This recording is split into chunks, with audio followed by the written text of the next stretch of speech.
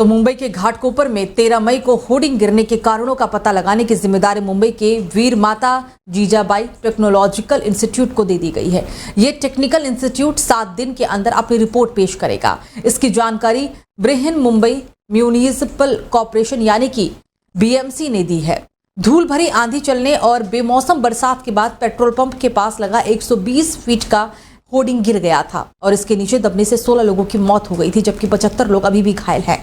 हादसे के अगले दिन वीजेटीआई के एक्सपर्ट पेट्रोल पंप पहुंचे और होर्डिंग की लोकेशन का जायजा लिया। मिट्टी और होर्डिंग के फाउंडेशन को बनाने में लगे मटेरियल के नमूने भी इकट्ठे कर लिए गए। मुंबई पुलिस ने बिलबोर्ड लगाने वाली कंपनी के मालिक भावेश भिड़े को बीते दिन राजस्थान के उदयपुर से गिरफ्तार भी कर लिया। भिड़े की advertising company ego media limited ने ही घाटकोपर में बिलबोर्ड लगाया था। बीएमसी के अधिकारियों के मुताबिक होर्डिंग गिरने के पीछे फाउंडेशन फेलियर यानी कि कमजोर नींव हो सकती है।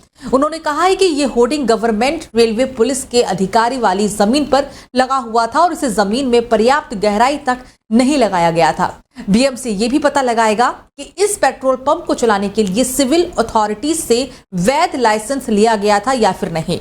वैध लाइसेंस नहीं होने पर पेट्रोल पंप मालिक के खिलाफ कार्रवाई भी की जाएगी। चलिए अब खबरों में आगे बढ़ेंगे, बात करेंगे अब एक और अहम खबर की, जहां पर अब हैदराबाद से बीजेपी उम्मीदवार माधवीलता पर हमले की कोशिश के आरोप में एआईएमआईएम नेताओं के खिलाफ मुगलपुरा पुलिस ने केस रजिस्टर कर लिया है। पुलिस ने सेक्शन 147, 506, 509 और 149 के तहत मामला दर्ज कर जांच पड़ताल भी शुरू कर दी है। एआईएमआईएम नेताओं के खिलाफ शिकायत माधवीलता के एक समर्थक ने दर्ज कराई थी। इस शिकायत के मुताबिक यकतपुरा एआईएम के इंचार्ज यासिर आफरत ने लोकसभा चुनाव वाले दिन माधवीलता पर हमला करने की कोशिश की थी। बीबी बाजार में करीब 10 एआईएमआईएम के नेताओं ने माधवीलता को घेर लिया था। राज्यसभा सांसद कपिल सिब्बल ने बीते दिनों ही सुप्रीम कोर्ट बार एसोसिएशन का चुनाव भी जीत लिया है। सिब्बल को कुल 1066 वोट मिले। तो सुप्रीम कोर्ट ने एक ऐतिहासिक फैसले में प्रवर्तन निदेशालय की गिरफ्तारी संबंधी शक्तियों में कटौती कर दी है। शीर्ष कोर्ट ने कहा कि prevention of money laundering act की धारा 44 के तहत कोई विशेष कोर्ट यदि मामले का संज्ञान लेता है तो इसके बाद ईडी आरोपी को गिरफ्तार नहीं कर सकता। जस्टिस अभय एस ओका और जस्टिस उज्जवल भुइया की पीठ ने कहा कि अगर ईडी किसी अपराध में समन जारी होने के बाद कोर्ट में पेश हो चुके हैं, आरोपी को हिरासत में लेना चाहता है तो उसे कोर्ट में आवेदन देना ही होगा। पीठ ने एक मामले में फैसला सुनाते हुए कहा है कि अगर आरोपी किसी समन के जवाब में कोर्ट में पेश होता है तो जांच एजेंसी को हिरासत के लिए संबंधित कोर्ट में आवेदन करना होगा। अगर कोर्ट आरोपी के समन के जवाब में पेश हो रहा है तो उसे स्वतः ही हिरासत में नहीं माना जा सकता। ऐसे में आरोपी को जमानत का आवेदन देने की जरूरत नहीं है। इसलिए पीएमएलए कानून की धारा 45 की दोहरी शर्त ऐसे केस में लागू नहीं होगी। हालांकि विशेष कोर्ट अभियुक्त को आपराधिक प्रक्रिया संहिता की धारा 88 के अनुसार ब्रांड देने की निर्देश भी दे सकता है। धारा 45 की दोहरी शर्त कहती है कि अगर मनी लॉन्ड्रिंग केस का आरोपी जमानत या फिर आवेदन करता है तो कोर्ट को पहले सरकारी वकील को पक्ष रखने की अनुमति देनी होगी और इस बारे में संतुष्ट होने पर भी आरोपी दोषी नहीं है, आगे भी ऐसा अपराध नहीं करेगा, जमानत मंजूर की जाएगी।